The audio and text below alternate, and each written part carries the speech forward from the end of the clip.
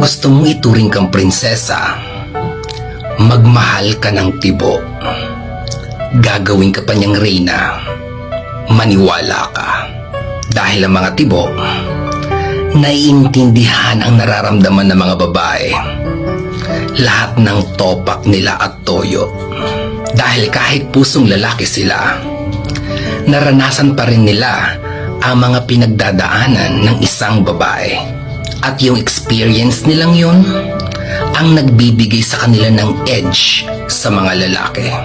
Sa lahat ng mga hindi maintindihan ng mga lalaki tungkol sa mga babae, monthly period, mood swings, matagal mag-ayos, emosyonal, mga kaartihan, pagtambay sa Watsons, shopping, lalo na sa mga gusto ng isang babae pagdating sa kama.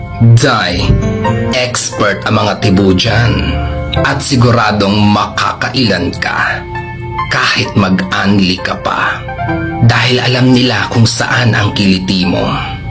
Masipag sila dyan. Pinanghihilamos nila yan. Hindi kagaya ng mga lalaki na basta lang matapos sila, okay na. Kaya ikaw, wala kang choice kundi i-fake na lang. Aminin mo yan. At pag nakaisa na sila, wala na.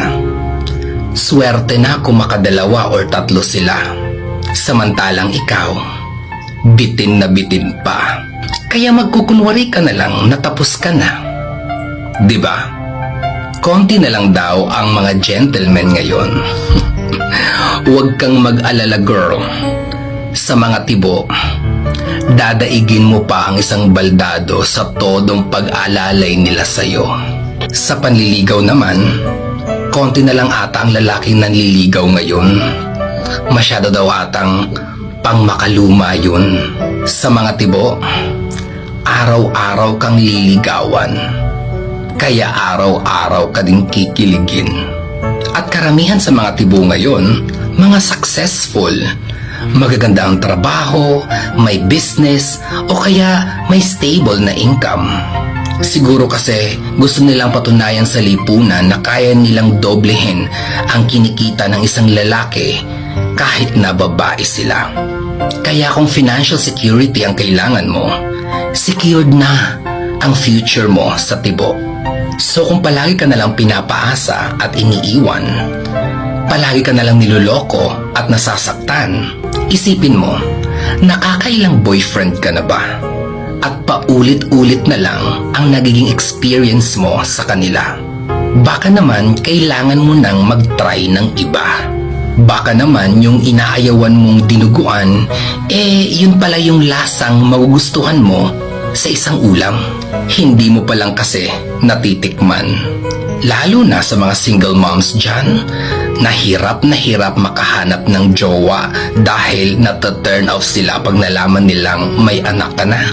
Ang tawag pa nga nila dyan, may sabit ka. Sa mga tibo, malaking bonus yung anak mo.